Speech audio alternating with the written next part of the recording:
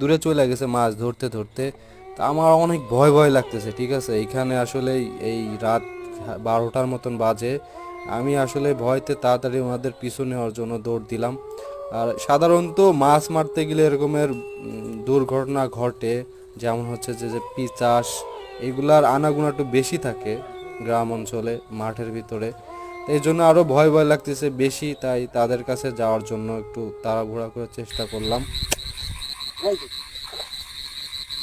বুঝছেন কি মাছ এটা? দর্শক, আমরা একটা শোল ধরে ফেলছি অলরেডি, যেহেতু দেখান এদিকে।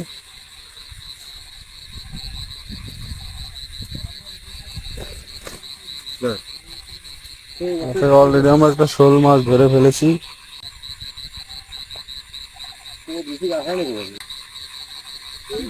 একটা কুবাইতে পারতেছে না মাছ, মাছ আমরা একটা কুবাইলাম।